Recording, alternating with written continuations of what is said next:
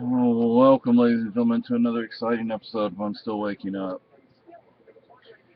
So there's this typhoon hitting Okinawa, the rock, Oki. Anyway, I lived there for 5 years. I loved that island. I guess the only thing I didn't love about the island is there were still explosives left from the war. But anyway, so I thought I would tell you about living through a typhoon. First of all, I have no earthly idea how some of those shacks survived the typhoon.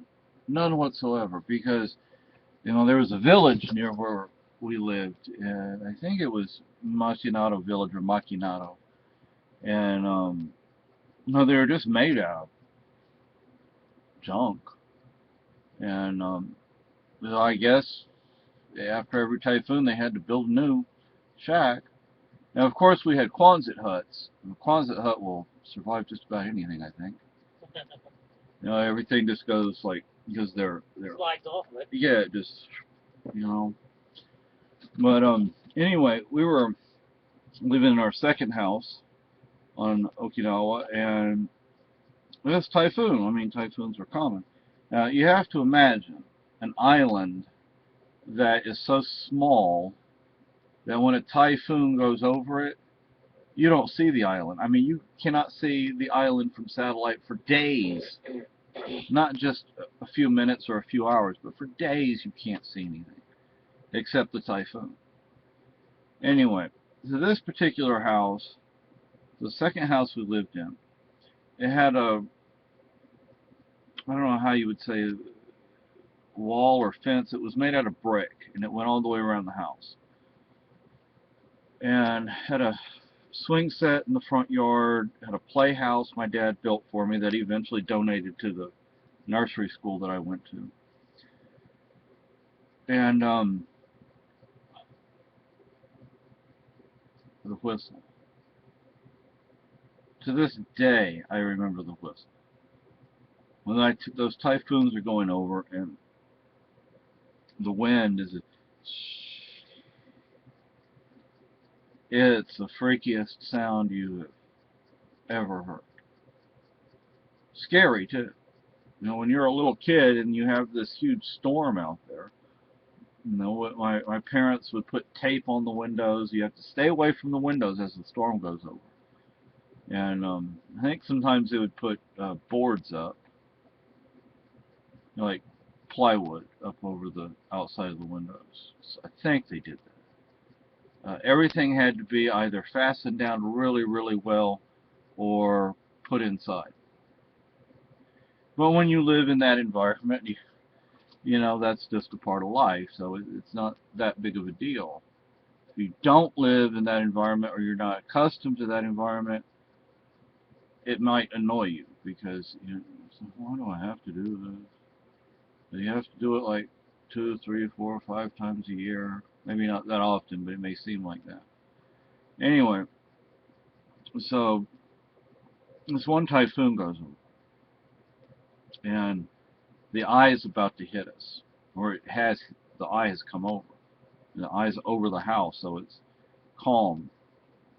Very deceptive because that eye doesn't last very long. I mean, the eye passes over pretty fast, and it may be calm for a few minutes, but then that storm is just going to hit you again. So my dad went outside to make sure everything was still fastened down, check on any damage and stuff like that, because the storm will pull stuff up. You can have it fastened down all you want, but those storms are freaking powerful.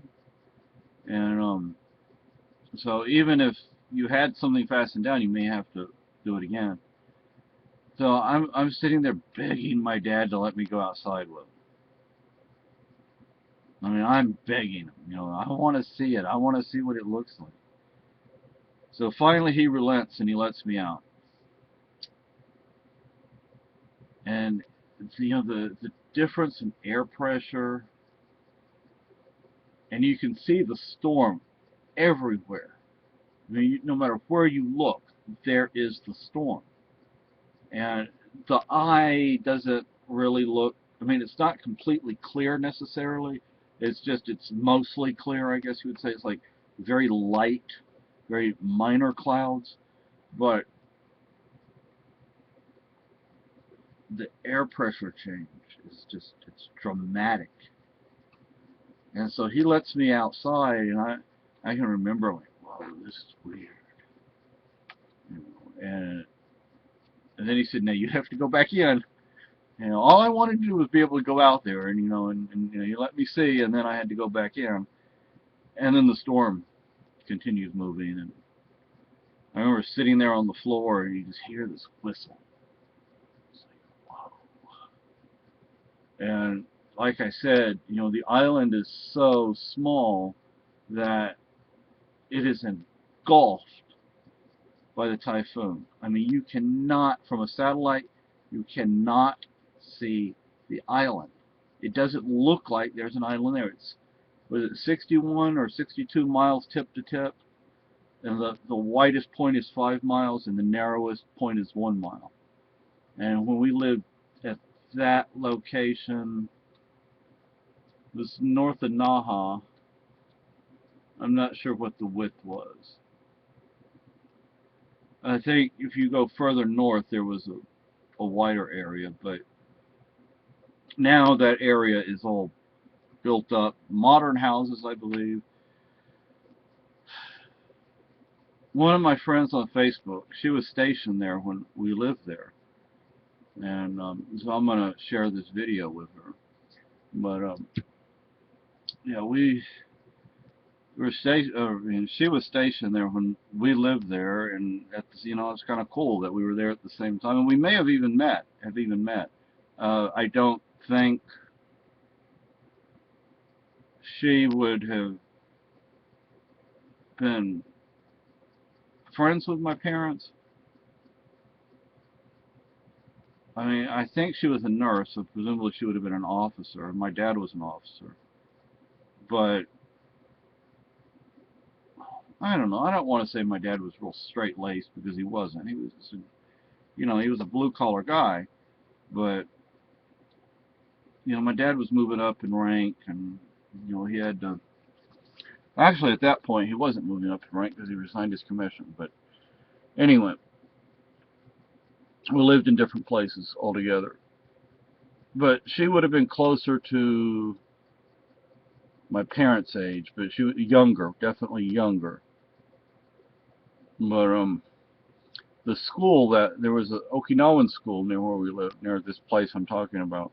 It's not there anymore. They built a new school, a bigger school, which is south of where we live, between where we lived and the military base. There are a lot of military bases on Okinawa. I'm talking about a huge number of them. And where my nursery school was, they've actually filled in some of the ocean there, and they've built out, and they have like warehouses and stuff out there now. My nursery school's not there anymore. But anyway, so that's all I wanted to say. Bye.